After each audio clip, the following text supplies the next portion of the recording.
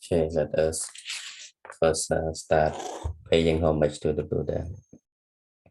Namo tassa bhagavato arahato samma sambuddhassa.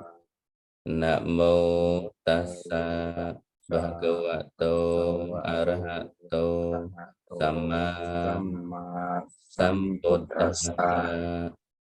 Namo tassa bhagavato arahato samma sambuddhassa. Good morning and good evening again, Professor Senkong. Welcome back to our class once again, Buddhism in English level 4. And today is the week 15 of our class. And today's topic will be focusing on the Noble Eightfold Path, and also based focus again on the ultimate goal of Buddhism through practicing the Noble Eightfold Path, which we have less from last week. So hopefully today we can learn more about the Noble Eight Factors, which is key factors to enlightenment, to complete liberation from cycle of suffering. We also understand that this theory is the fundamental teachings of the Buddha.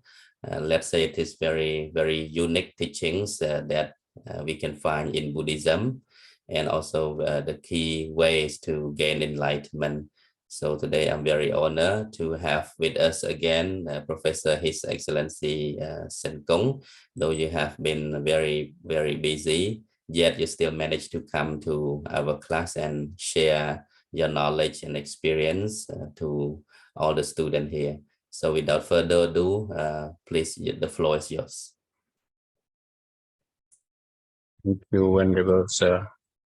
I would like to respect to the Triple Gems, Venerable monks here, and good evening, good morning, as we from different part of the world and we live in different times. It's mean different hours. However, time and hour, time and space, whether we live different space, we live in different times, but we can join today courses as the key point that we have highly committed to learn what is Buddhism all about, especially as Venerable mentioned earlier that the topic today is the attaining Nibbāna, or the ultimate goals where the Eightfold Noble Path. So Eightfold Noble Path is still as the main topic that we are going to discuss today. Since last week, we start discussing on the first sermon of the Buddha, let's say Dhammacakkappavattana Sutra, and we can see the outline of the discourse that from the beginning is discussed on the two extremes, as the Buddha, the Bodhisattva have practiced it in his life from the beginning of his life in the royal palace. He lived in a luxurious life that can say one of the extreme self-indulgence. And then after he left the royal palace as a renounced recluse, living in the forest and practice austerious practice. That is we call self-mortification. And the Buddha say these two extremes should be avoided by Pappajita. Let's say it's a keyword, Pappajita. Pappajit, a recluse, a renounced man. And then he introduced what we call the middle path, or the Eightfold Noble Path, or sometimes we say the Noble Eightfold Paths. Different scholars use different words, give different definition, different ideas, why we call that such kind of words. Whatever we call, whether Noble Eightfold Paths, the middle path, or the eightfold noble paths, or whatever, it still remain the essence as mentioned in Buddhism. This is the key doctrine, it's the key elements of Buddhism that we say is a uniqueness of Buddhism apart from other religions of the world. Let me give you one example. In Buddhism, when we may know like ascetic practice, certain ascetic practice of Buddhist monk. Just give you an example. Certain ascetic practices. When we look from the outside image, let's say the whole picture we see from the outside, we found that this is Asturias practice. It's quite similar to other religions, especially some ancient religious practices in India. Let's say Jainism, Brahmanism, and many other religions. If we look back to the Buddha lifetime, we have 6 famous ancient philosophers of the Indian philosophy and different school of that. They also have their own practices. Some of them are quite similar to Buddhism, what we call ascetic practice. But why ascetic practice in Buddhism is different from that practice of the recluse or the religious man in India at that time? Because in Buddhism, we have our own uniqueness. The Buddha cultivate not only physical cultivation, but the mental cultivation. Let us say one part of the Eightfold Noble Path, let's say right effort, right mindfulness, and right concentration is one combined together as a 1-2, we call concentration. This is part of concentration. So even when we look at the physical body of the religious practice man, let's say Buddhist monk, we see that it is quite serious. Why it different from other religions? If we look, we found that it's very serious, the same other religion, but why it different? It is different because the Buddha teach Buddhist monk to practice what we call Eightfold Noble Paths. It like started in mental cultivation, while other religious practices did not focus on the mental cultivation at that time. This is one example. I do not go deeply into what our topic will be discussed today, Eightfold Noble Path yet.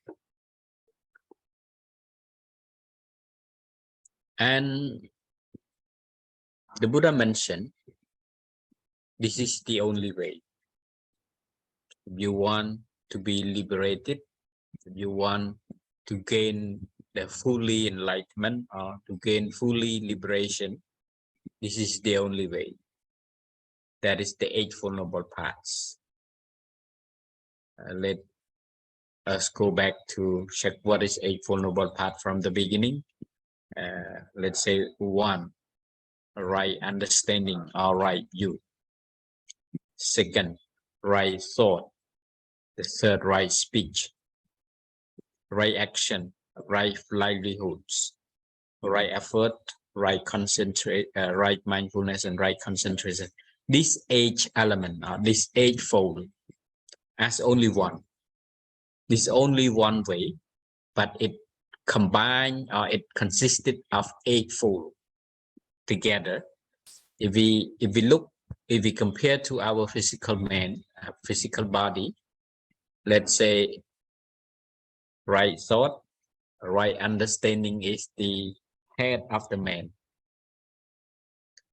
while right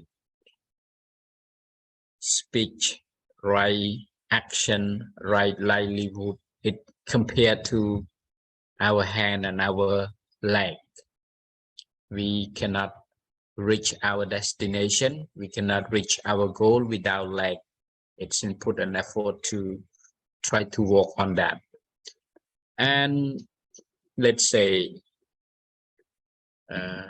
another three, right effort, right mindfulness, and right concentration is mental concomitant or mental state.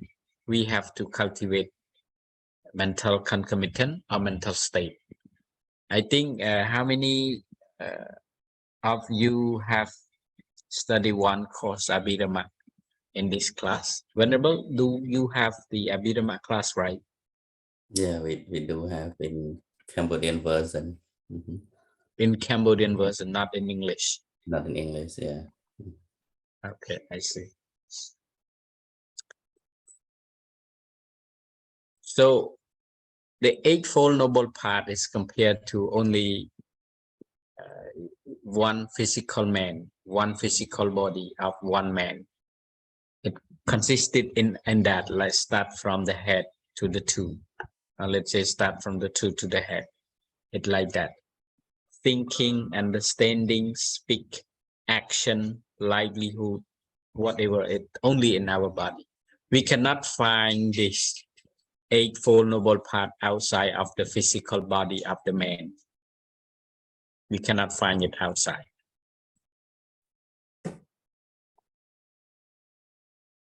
And further, I would like to share some screen with you. Let's say screen, share screen. A little bit.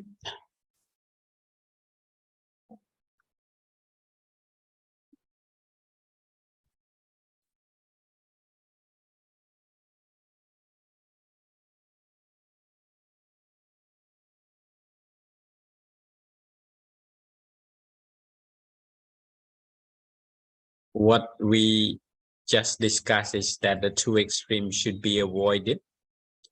And that is, we avoid self-indulgence and self-mortification. And we further practice on the middle path, or we treat on the middle path, Majjhima Patipatiya. And that is this word. This way is produce a spiritual insight and intellectual wisdom to see things as they really are. The key word is to see the thing as they really are. So what does it mean to see things as they really are? Before practicing the Eightfold Noble Path or the middle paths, we might see things as they appear. This is the key word: see things as they appear and see things as they really are. What does it mean in Khmer? មានគ្នាយើងដឹងថាពាក្យ see things as they really are and see things as they appear នឹងខុសគ្នាមែន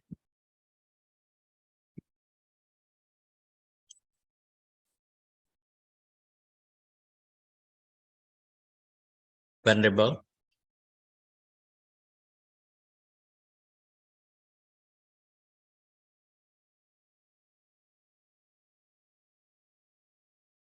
Hello, no one interact.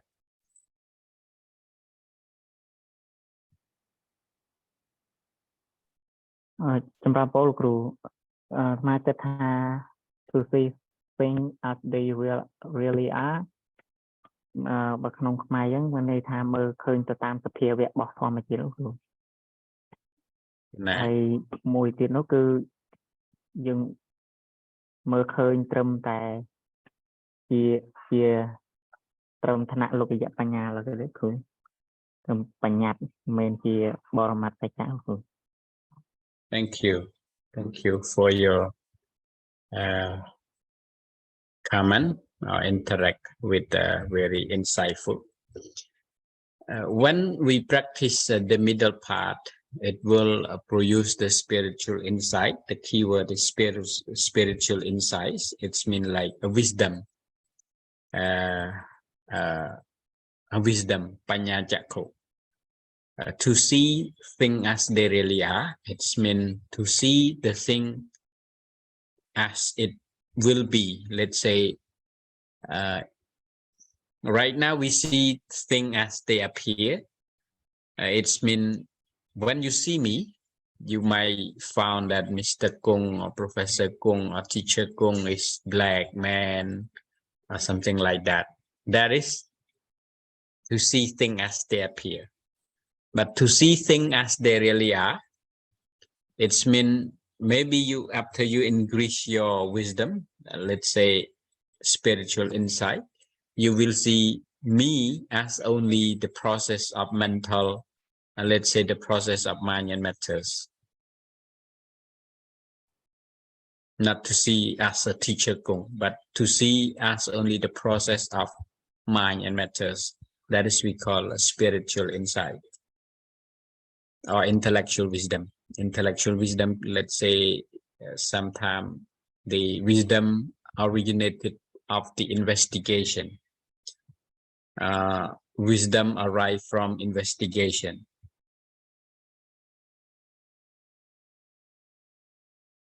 Here we have Eightfold Noble Path. It's quite simple.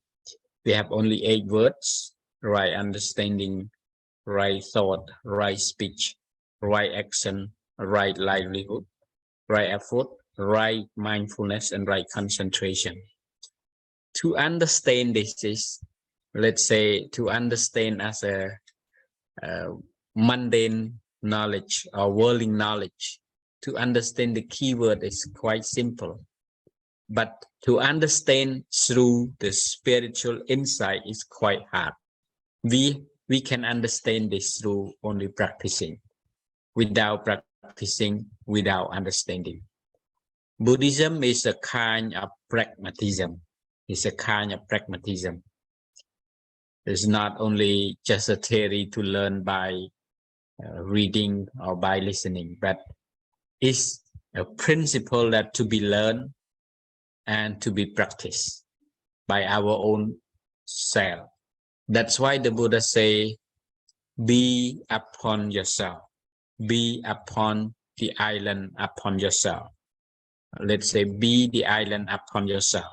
He used the keyword like that. How to translate be the island upon yourself?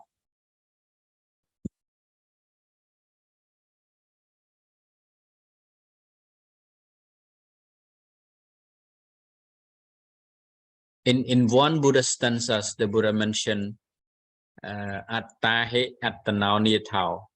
Let's say, be upon yourself, be depend upon yourself. So be depend upon yourself, it means that you cannot depend on others to realize the truths. No. You must develop and cultivate your wisdom by your own self in order to understand the real natures of life, the real nature of things, and to see things as they really are. Now we come to the point. This is the point. Ultimate goals of Buddhism via Eightfold Noble Paths. Can be, let's say, can someone tell me that what is the ultimate goal of Buddhism?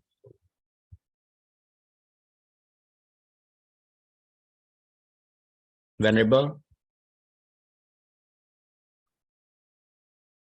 What is the ultimate goal of Buddhism? To attain the Nibbāna. To attain the Nibbāna, yes. Let's say Nibbāna.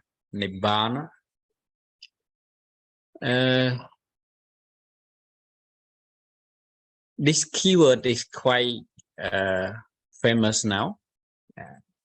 even we do not understand what is Nibbāna all about, but this keyword can be used in many other languages, especially in English. Now English do not translate the word Nibbāna at all. They use Nibbānic state or Nibbāna. It become, let's say, it become famous in English word now. They do not translate what is Nibbāna is. In Chinese movie, I give you one example. The Chinese movie, the title of the movie is Nibbāna.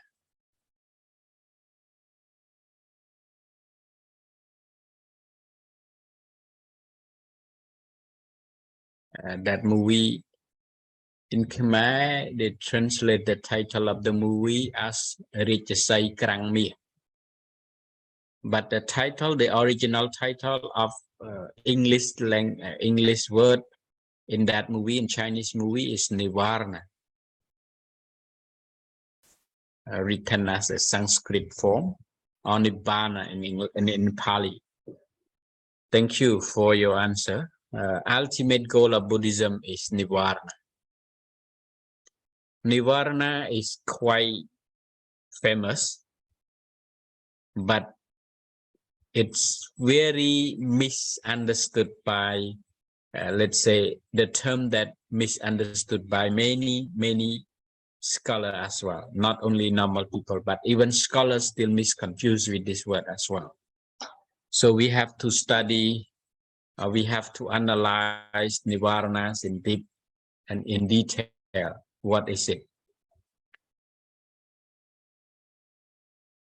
We found here Nibbāna. Nibbāna is the most misunderstood terms in Buddhism. In Western perspective, they recognize the term Nibbāna as heaven, or sometimes let's say heavens on earth.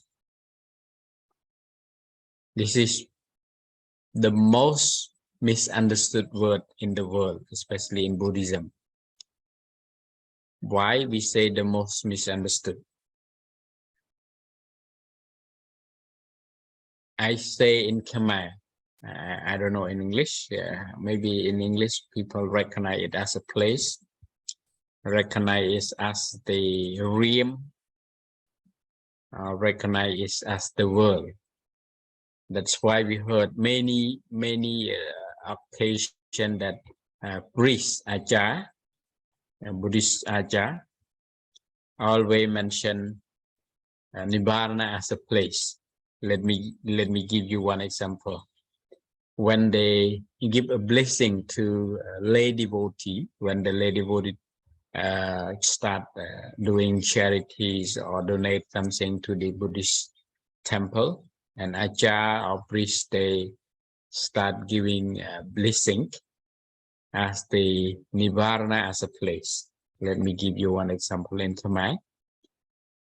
ជាទូទៅអាចារ្យអ្នកឲ្យពរហ្នឹងឲ្យយើងឲ្យច្រឡំសូមឲ្យបានដល់នៅនិព្វានជាទីបរមសុខចូលដល់និព្វានជាឋានបរមសុខ So when we hear the word ti or when we hear the word than, immediately we recognize this is as a place.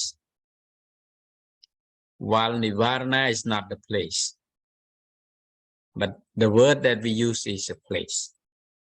That's why we say Nibbāna is the most misunderstood words in Buddhism.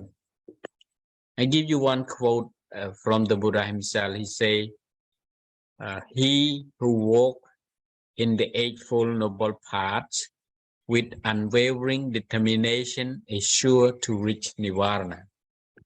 This is a keyword from the Buddha himself. He who walk in the Eightfold Noble Paths with unswearing determination is sure to reach Nibbāna.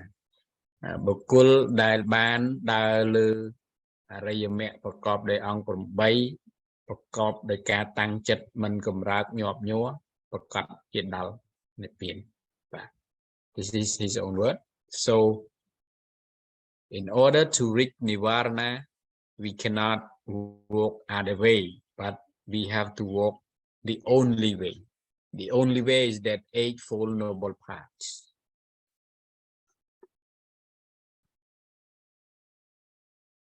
Nibbāna is the central tenet of Buddhism, the half that hold this power and ancient philosophy together.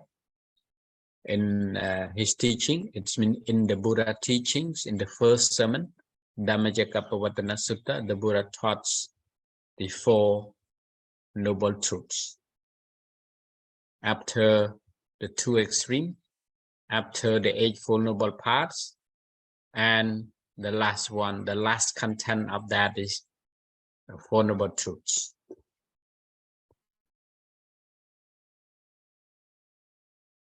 The Buddha also gave one very interesting quote. He said that the truth explains why life stress and disappointed us, and why we are stuck and struggling like a flame stuck in the fire. The Eightfold Noble Paths, and especially the last section of the Dhammacakkappavattana Sutra, is the Four Noble Truths. The Four Noble Truth is the truth that explains why life is suffering, and why life always disappoints us, and why we get stuck in this life. Because in the Four Noble Truth, the Buddha mentioned about the suffering, the stress, the disappointed, or the grief, the sorrow, lamentations, and so on. It has its own cause. The cause is desire and ignorance.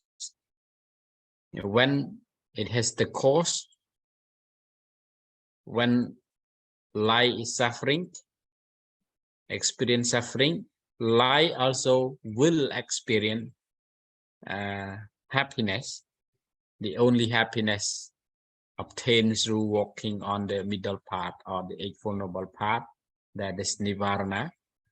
In order to reach Nibbāna, the opposite of the life stress, we must walk on the way. The way is the only way, Eightfold Noble Paths. The Buddha give here, even he mentioned that life is suffering, life is stressful, life is disappointed, and so on, and life is struggling and so on, but he also give us a remedy and the path to liberation. That is Eightfold Noble Paths. Remedy, we have a keyword, remedy is quite very nice. I think if we can translate, or if we can, I suggest Venerable Monk. How many Venerable Monk here? I suggest one title of the book. If you can research and you write on, that is a remedy. Let's say in Khmer, Thome Ausot. Remedy is Ausot. So you can write some article, you can write the book entitled Thome Ausot. It's in now many people got stress. More than stress is they got mental illness. Per day, if you go to mental hospital, you will find thousands of people go to the clinic, the mental clinic or mental hospital, to find the solution, how to treat their mental sickness. But if we look back to Buddhism, the Buddha teach us the remedy. The Buddha teaches the way how to get rid of mental disorders and mental happiness, mental illness. That is we call Eightfold Noble Paths.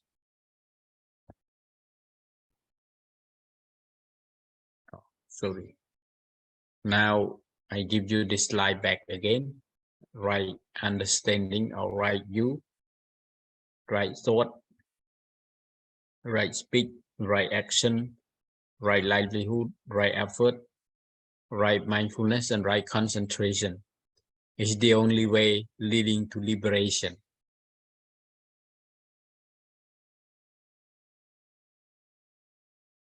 What is liberation?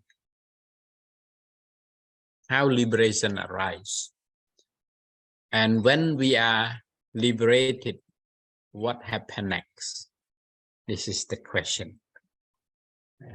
And very, very popular question, mostly not only in Cambodia, in many other Buddhist countries, in Thailand, in Myanmar, in Sri Lanka, most people say, where will we go after we pass away? Where will we go after we die? So let's say here, what is liberation? And what happens after we are liberated? This is the question. Nibbāna is the liberation. When we ask the question, what is Nibbāna, or what is liberation? It's mentioned Nibbāna or Nibbāna is the liberation, and it is the removal of the flame from the full. The quote from the beginning, lie, stress, disappointed us, get stuck and struggling to get rid of the fold. Let's say our life is like a flame, and it's always gets stuck with the fold.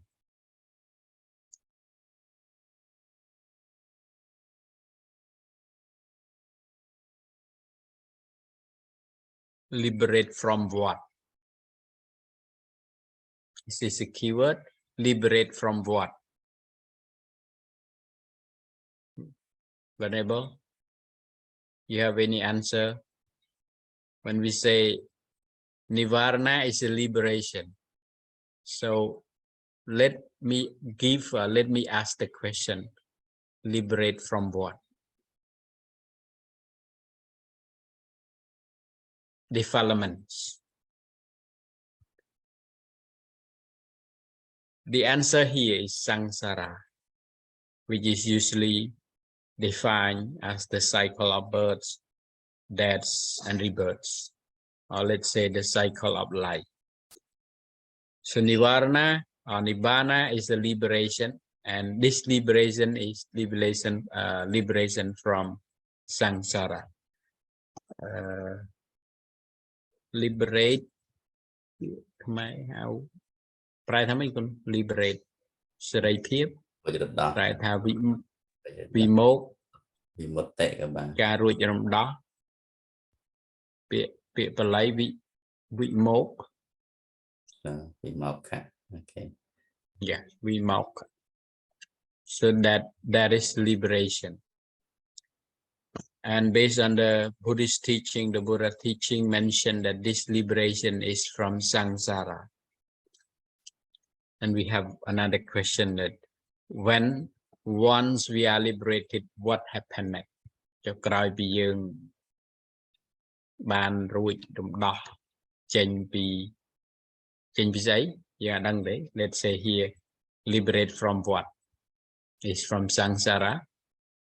But after we liberate, what happened next? We cannot understand through only, how to say in Khmer? We cannot understand through only theoretical study. We cannot understand this through only research. We cannot understand this through only listening to professors and teachers. But we can understand the liberation from samsara through practicing. That's why Buddhism is one of the pragmatist theory.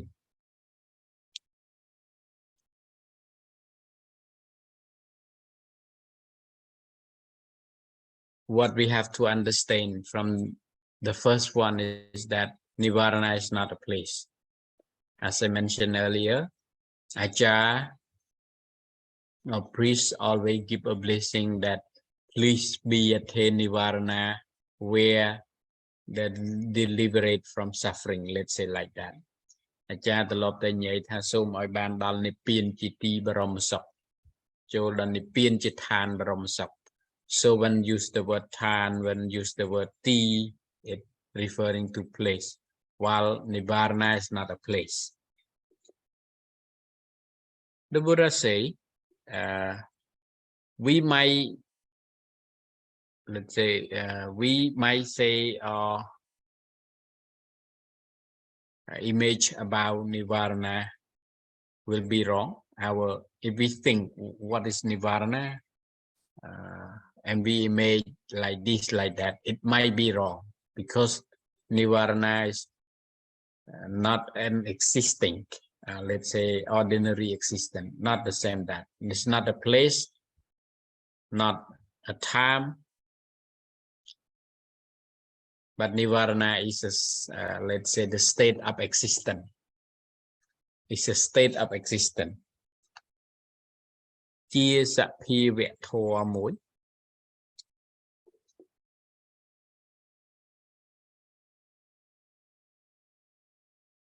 Here in Theravada Buddhism, many scholars say, I mean scholars, not normal people. Many scholars say neither Nibbāna nor Samsara is a place. So we come to the point that Nibbāna is not a place, and even Samsara is also not a place. From the beginning we say, what is the liberation? We say liberation is Nibbāna. And liberation from what? It mentioned that the liberation from Samsara, from the circle of life, births, decays, deaths, and rebirth. The life is like that.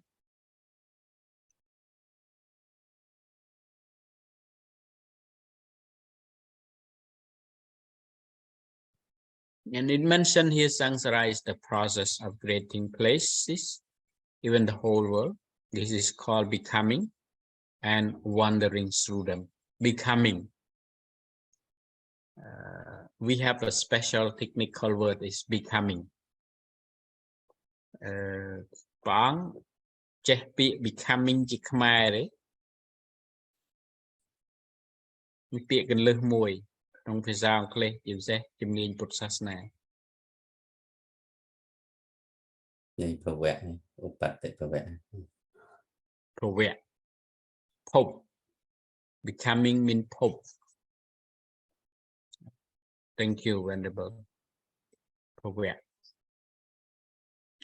Nibbāna is the end of process. They say Samsara is the process, and Nibbāna is the end of process. When you attain Nibbāna, it means you end the process of becoming. When you end the process, you will not become. You will not become anything. Let's say you will not become a man, you will not become a deva, you will not become a Brahma or whatever.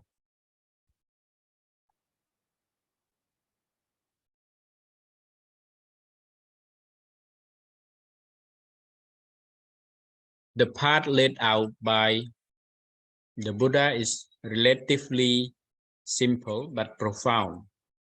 Let's say to read, to write is quite simple. Understanding, right thought, right speech, right action, right livelihood, right effort, right concentration, right mindfulness and concentration. So it's quite simple, the path laid on by the Buddha, but it's quite profound. We cannot understand the essence of the Eightfold Noble Path correctly without practicing. So the Buddha mentioned again that by following the Eightfold Noble Path with deep meditation, Nibbāna can come to you while living in this world. The key word is following the Eightfold Noble Path with deep concentration, or let's say with deep meditation, Nibbāna can be arise. This is the Buddha, or the promise of the Buddha teaching. He guaranteed that if you practice on the Eightfold Noble Path correctly, you will be liberated.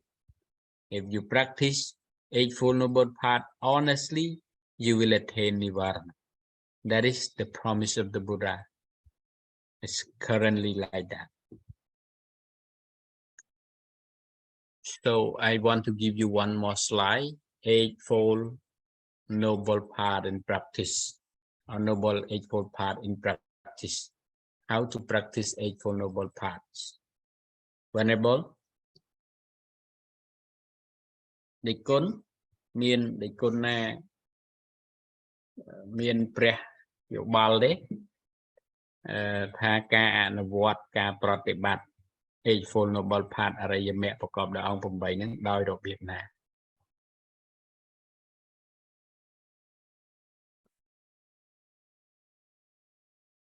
Maybe the lay person too.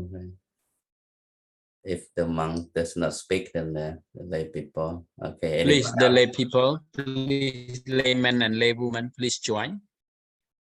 How to practice Eightfold Noble Paths.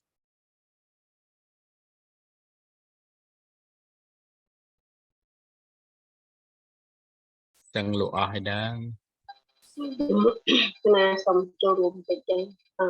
Please. Following what I understand for the practice of the Noble Eightfold Path is that we have to study to understand the concept of the Noble Eightfold Path, and then we can put into practice step by step.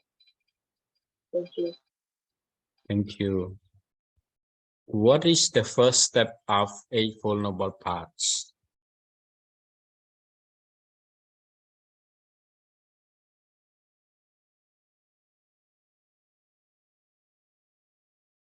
Anyone else? Just share your idea. I think you have learned, everyone has learned already.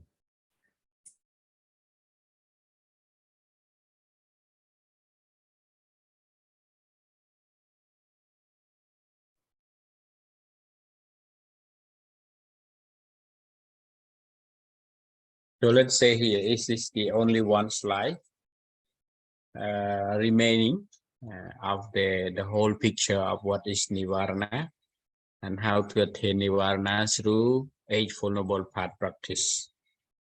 Let's say Eightfold Noble Path rests mainly on the practice of morality, concentration, and wisdom. So I give you here, we have morality, we have concentration, and we have wisdom. So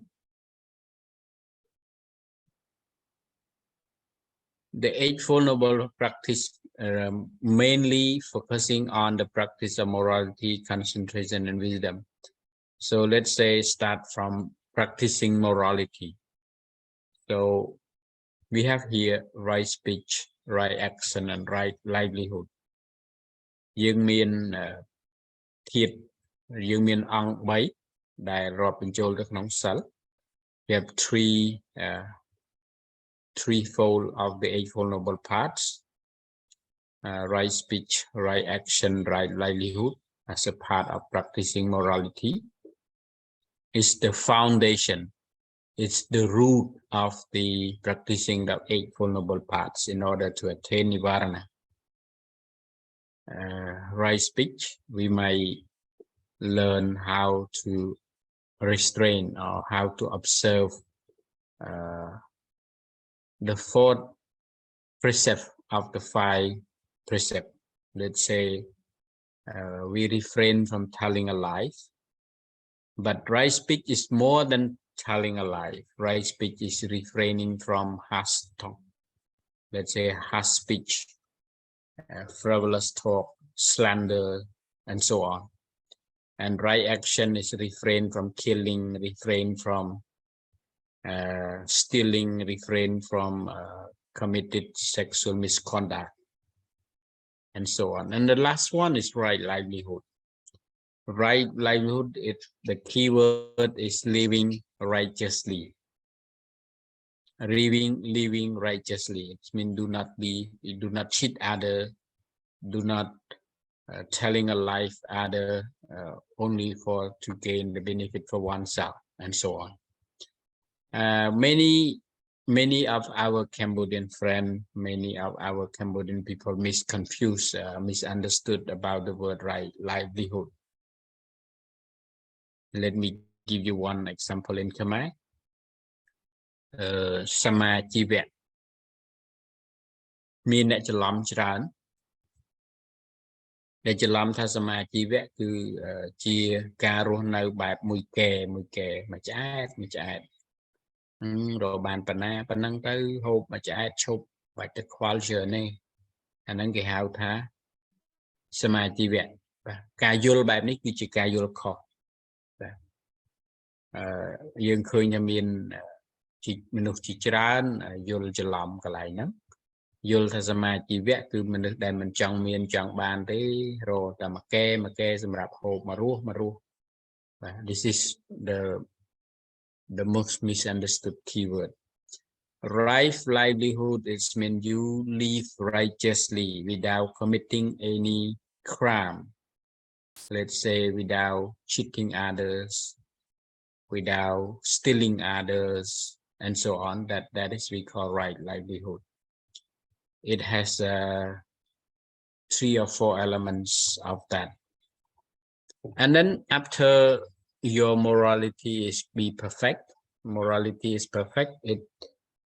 you can go further, higher, let's say right effort, right mindfulness, and right concentration. Is the second step. And then the third step is cultivating or developing right understanding and right thought.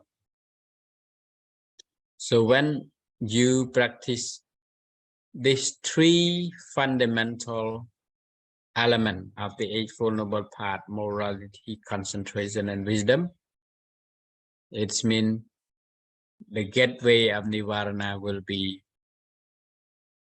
open for you. Or let's say when you attain Nibbāna by practicing Eightfold Noble Path, you will be liberated.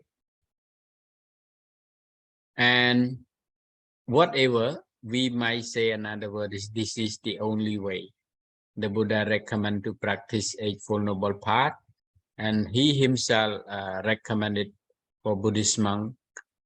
If you want to be free from suffering and so on, be mindful and practice mindfulness. That's why the Buddha mentioned himself that he will say this is the only way for the purification of being, for the overcoming sorrow and lamentation, for the removal or destruction of the pain and grief, for the reaching the Eightfold Noble Path, and for the realization of Nibbāna. That is his own word, as mentioned in Satipatthana Sutra Sutta, the 4 foundation of accomplishment. The Buddha mentioned like that. Let ordained monk practice righteously, be aware whatever happening at the moment, and practice it and observe it until your mind is liberated. You attain Nibbāna.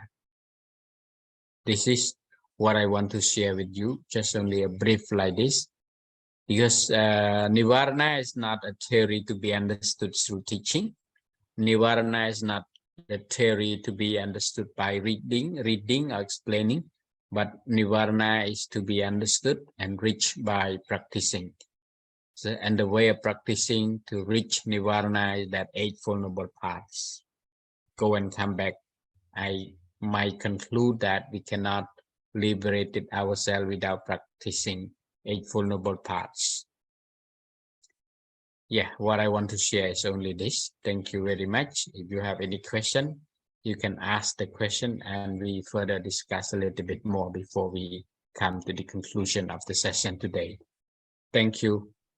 Thank you, Professor, for spending time sharing your knowledge and presentation about the ultimate goal of Buddhism.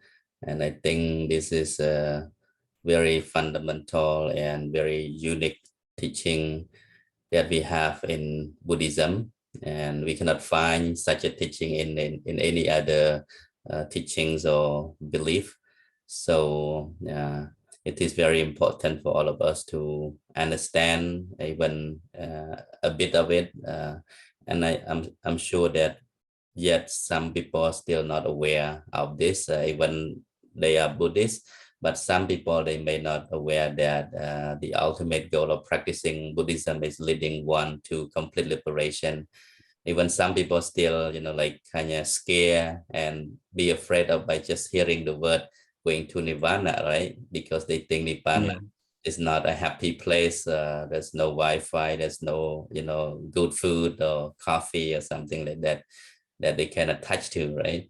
So there has been misconception among our Khmer Buddhists as well, because when we practice Buddhism simply just based on our culture and tradition, that we might not aware of the ultimate goal of the Buddha's teaching.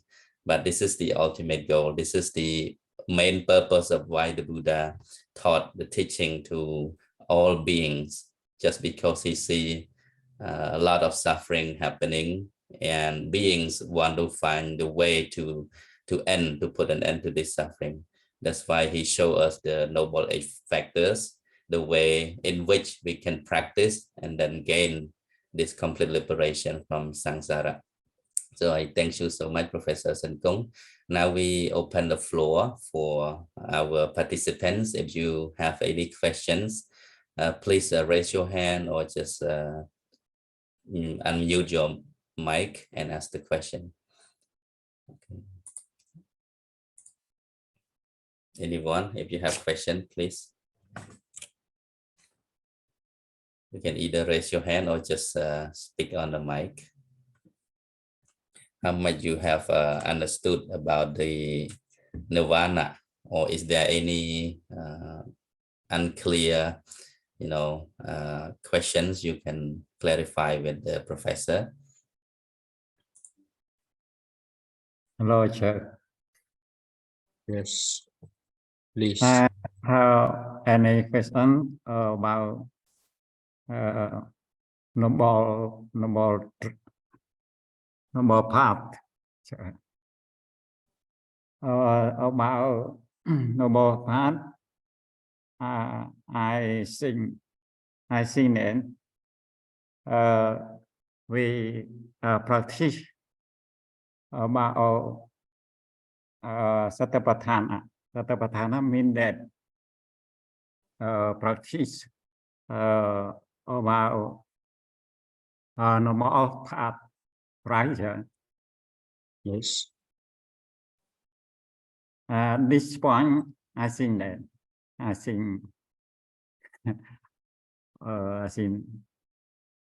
this.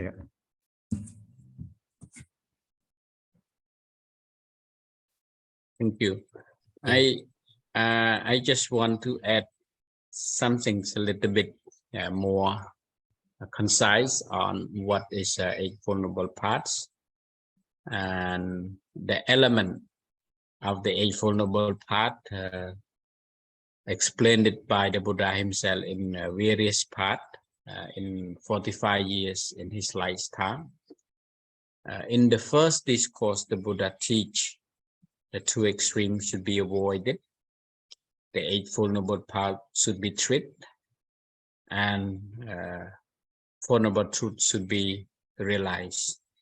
That is what he teach in the first discourse, the Dhammacakkappavattana Sutra. And we can see when 45 years of the Buddha's missionary, he teach in various ways, in various parts, when he meet many other people. Let's say one of the Eightfold Noble Paths, one factors of the Eightfold Noble Path, we call right mindfulness. We call right mindfulness. There's only one word. And then we must be understood what is the Eightfold Noble Path mentioned. And later on, the Buddha teach another sutra. Not another, it teach other two sutra. That is one we call Satipatthana Sutra, and another one we call the Mahasatipatthana Sutra. And these two sutras, the Buddha mentioned the detail of what is mindfulness about. So in the first discourse, the Buddha mentioned one factor of the eight is that right mindfulness. And then later on, the Buddha want to explain, elucidate clearly what is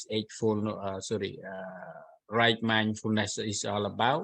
He teach 2 discourse: 4 foundation of accomplishment, 4 foundation of mindfulness, and the great 4 foundation of mindfulness, Satipatthana Sutra and Mahasatipatthana Sutra.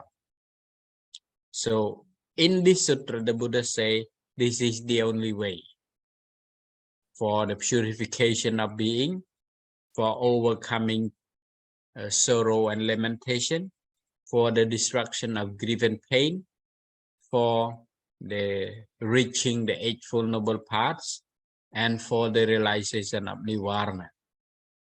I give you explanation in Khmer.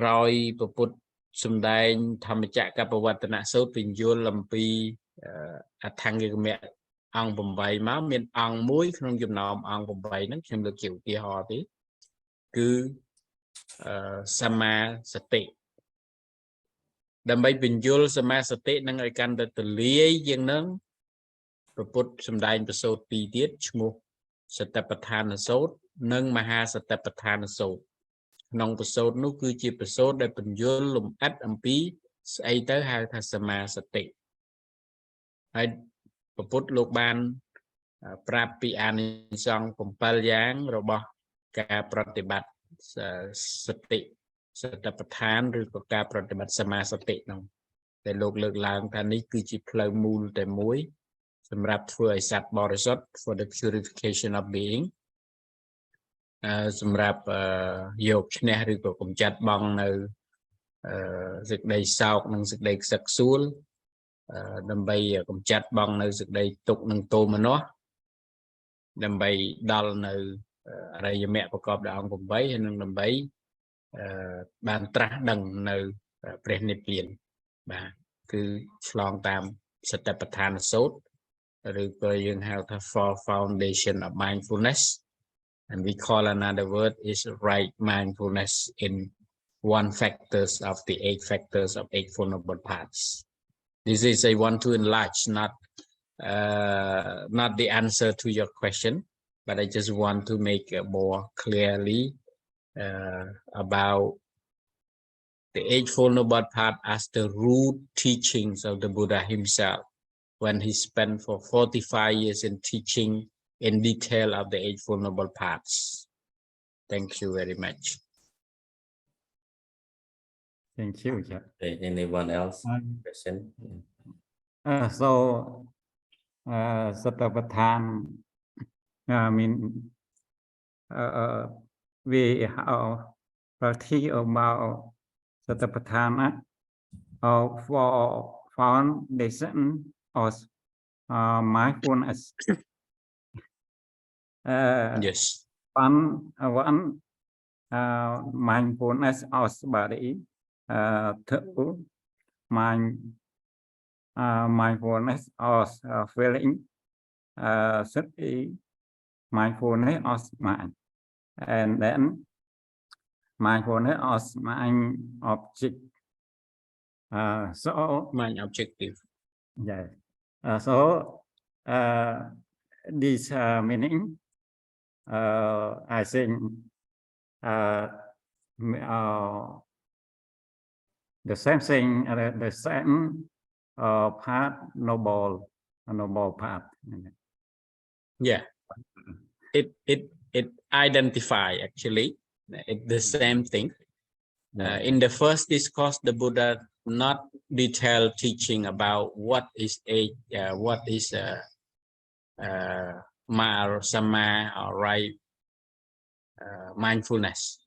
He just mentioned a little bit right mindfulness and so on. But later on, he explained detail about right mindfulness by introducing other 2 discourse. That is the discourse on 4 foundation of mindfulness and the great discourse of the 4 foundation of mindfulness, Satipatthana Sutra and Mahasatipatthana Sutra. Thank you.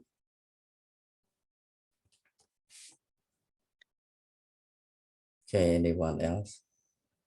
Any other? Please. Maybe because it's quite late. In Cambodia, it's quite late. Now it's 9:40 in the Cao in Cambodia. Okay, last question. Anyone have the last question? Then we can. Yeah, please, last Professor question. go. I think you've been very tired. Yeah. Yeah, thank you. Okay, so as from myself, okay, please. because we talk about Nibbāna, in the teachings of the Buddha, we have a lot of fundamental theories, like the teachings of Paticcasamuppada, and some people may practice through, this kind of theory, and some people may start using the Four Noble Truths, and some people may start just practicing sila, or some people just start practicing dana, doing charity. So are all the ways leading to Nirvana, or just, basically we have to just start practicing the Noble Eight Factors right away, starting from right understanding, and, one step after another until the right concentration? Because some people may think that to attain Nirvana, we have a lot of different theories and the teachings of the Buddha, not just by starting from the right understanding, right? How is your understanding about it? Thank you very much, Venerable. The ultimate goal of Buddhism is Nibbāna, and based on the fundamental teaching in Dhammacakkappavattana Sutra mentioned, in order to attain Nibbāna, the only way is Eightfold Noble Paths. I give you one just recently, just now, I shared screen slide with all of you. The Buddha say, he who walk on the Eightfold Noble Paths surely will reach Nibbāna. And as Eightfold Noble Path is the only way, but in order to attain that, we have to practice orderly. Let's say, practicing morality, practicing concentration, and practicing wisdom. It's in cultivating wisdom.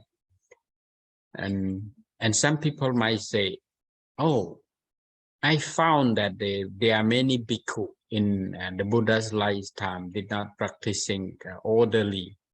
Let's say some bhikkhu come approaching the Buddha, and the Buddha just teach him one tool or one element or one teaching, a specific teaching, and then that person or that bhikkhu, that monk, practicing only that one, and he attained Nibbāna.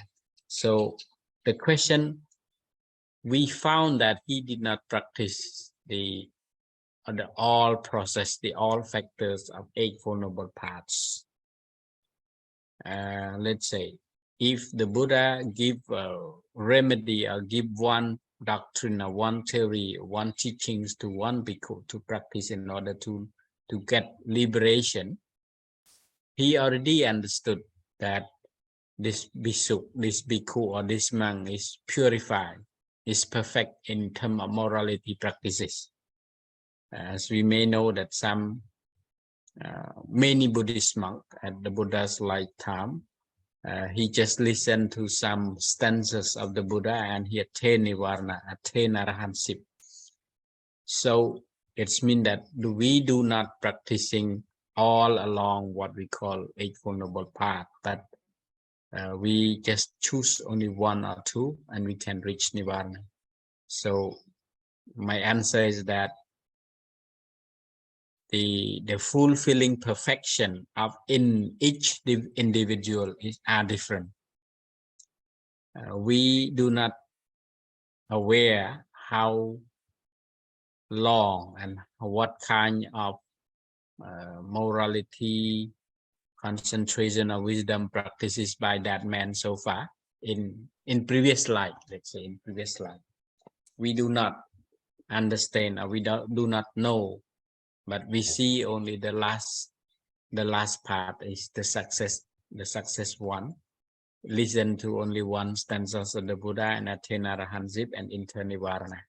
Because we don't know about their past life, they might have been practicing life after life. We don't know their past life. We don't know how long they have practicing perfection. That's why I give you one example in our daily life right now. When we see someone successful, and many of us praise them, oh, he is the great man, whatever, but we do not see the backyard or the behind why they are successful, because we do not know about the experience so far, and we do not know how many things that they fail. We see only one thing, they are successful. That the same way in Buddhist perspective, some bhikkhu, they just listen to one stanza, some bhikkhu just see something a little bit and then he attain arahantship. So my comeback, I would like to conclude my answer is that based on the Buddha's teaching, the Buddha teach that the only way to attain Nibbāna is Eightfold Noble Paths. We can understand this clearly through understanding the Four Noble Truths as mentioned in Dhammacakkappavattana Sutra. Thank you very much. Thank you, Professor. And I'd like to call some students to express their understanding and also express a heartful appreciation to Professor. Sister Christina, are you still here?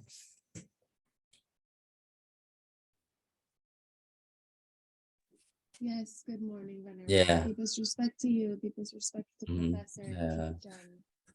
After learning about this theory, what is your interesting idea, or what's the point that you can get from his presentation?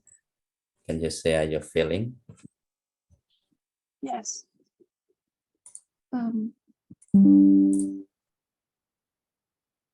The Noble Eightfold Path can help lead us to Nirvana, which is a state of mind, really. And I like how he taught about seeing people and things as the ultimate truth, not just the conventional truth as man or woman or white man or brown man, but just the ultimate truth that he is made of mind and matter.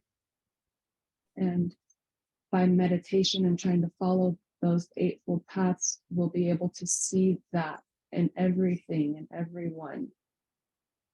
I really appreciate the way he teaches that to us. Okay, thank you so much, Sister Christina.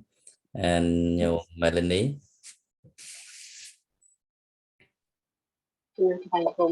Yes, after I listened to the wonderful teaching today and last, I can see that how hard it is to reach Nibbāna.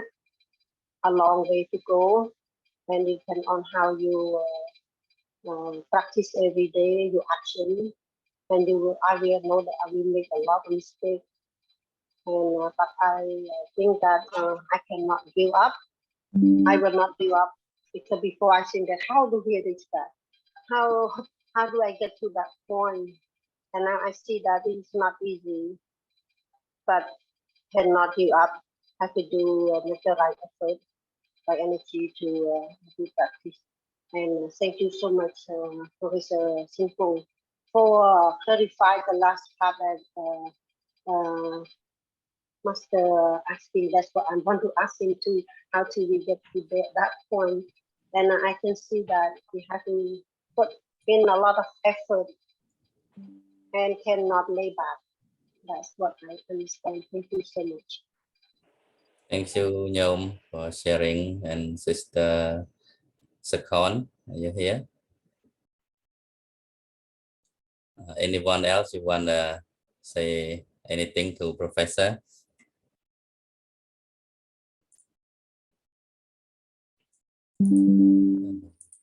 Honorable Kung Prof, are you here? Yes, I'm listening. Okay, any last word?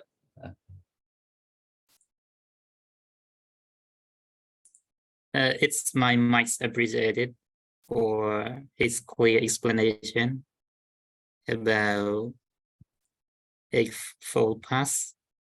I think we all understand that the difficulties of the theory is that practice, bring the concept into the practice. Yeah. That's why we are in the level of understanding. We are in the level of studying the concepts, but we are not getting ready for the practice yet.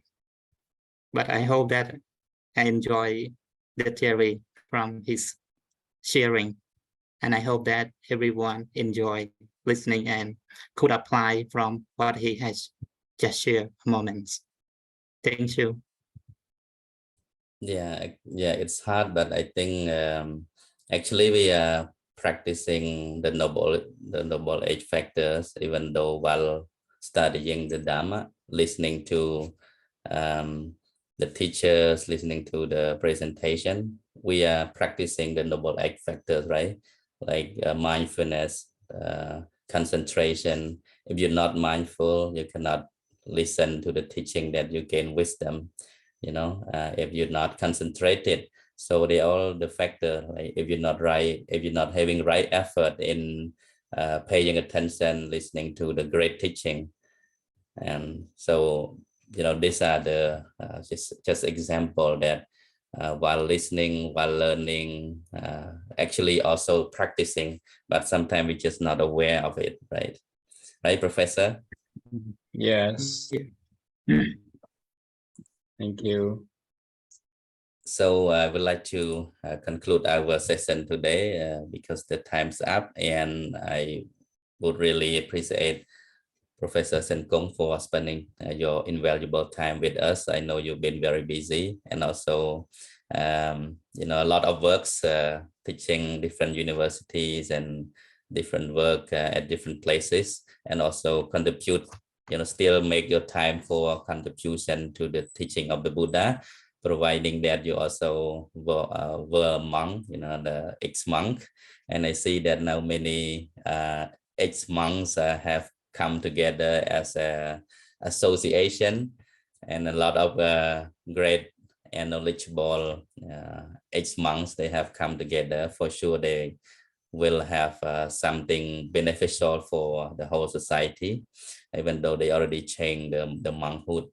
So again, I appreciate and express my heartfelt appreciation for everyone as well for joining the platforms today. And so we will see all of you next week.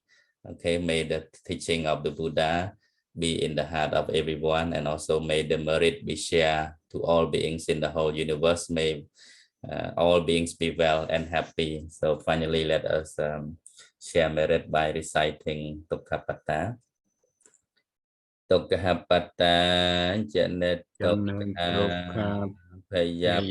Patta Janet Paya Sao Kapata Jenis Sauka Honto Sape Panetno.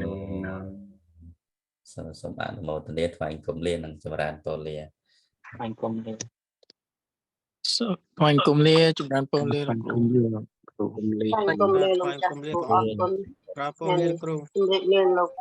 Professor Senkong. បាទជំរាបលាបាទ